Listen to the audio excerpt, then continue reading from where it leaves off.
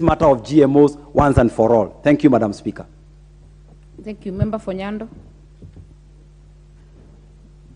I thank you very much, Madam Speaker, for the opportunity. And we are discussing twin issues here.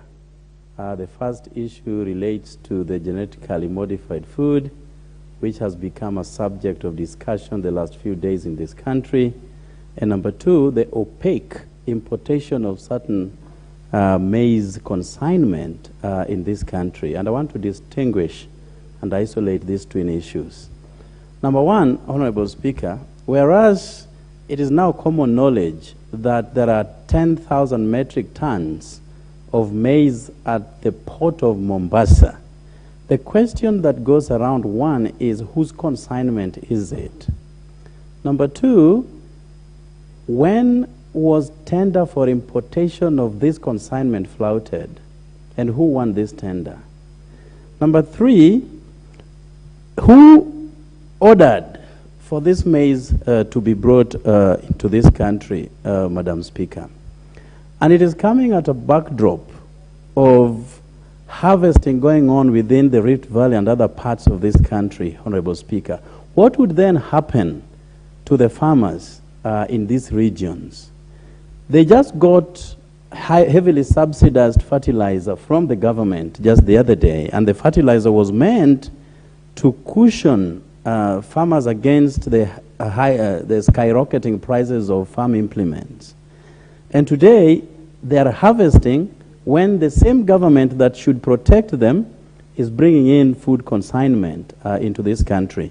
So whereas we acknowledge that certain times regimes eat their own children, and we have seen them eating them right now in Rift Valley, courtesy of this importation, choices also have consequences, and these are the consequences that we just have now to live with.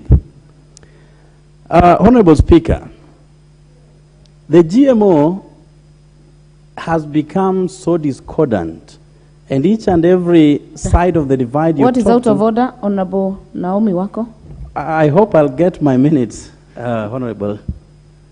Thank you, Madam Speaker, for allowing me to give this point of order.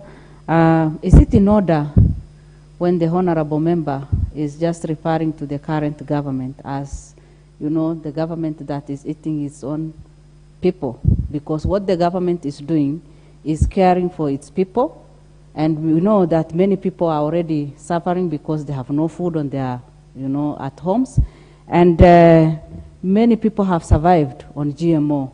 So I think I'm just asking whether that is in order for him to refer to the government as the government that is eating its own people. Honorable Okello. The timekeeper, kindly give me those 2 minutes.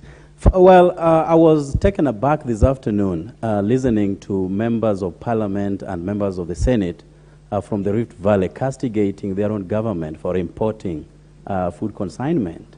So if people from Rift Valley can make that noise in a government that they were dancing to just 2 months ago, what else does it mean if not a government eating its own children, Yawa? Or how do we put it? So, Madam Speaker, the GMO, as I said, has become discordant. You know, you hear from scientists who are totally against it. You hear other scientists also are for the GMO. But, you know, trivializing the genetically modified food to buttress the point that instead of people dying hungry, you'd rather give them something that will kill them slowly. I mean, that doesn't make sense to me. If our scientists have been part and parcel of a discussion that has, you know, passed a poor verdict on GMO, then as a country we have to go slow.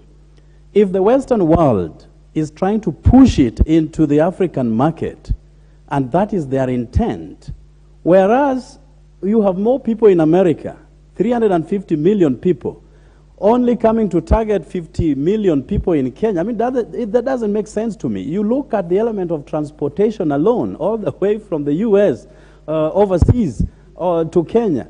It doesn't make sense to me. And therefore, any discussion around GMO now when our farmers are also subjected to some kind of ill treatment, I think should stop.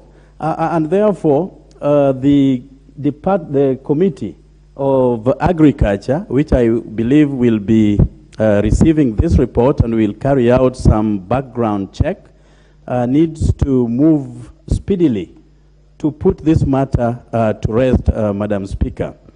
I listened to Waziri, and I have heard people castigating him when he said, Waziri of Trade, my friend Honorable Moses Kuria, when he said, in any event, when you live in Kenya, there are many agents of death, and therefore adding GMO food isn't so bad. So in itself, the government has acknowledged that this is a bad thing.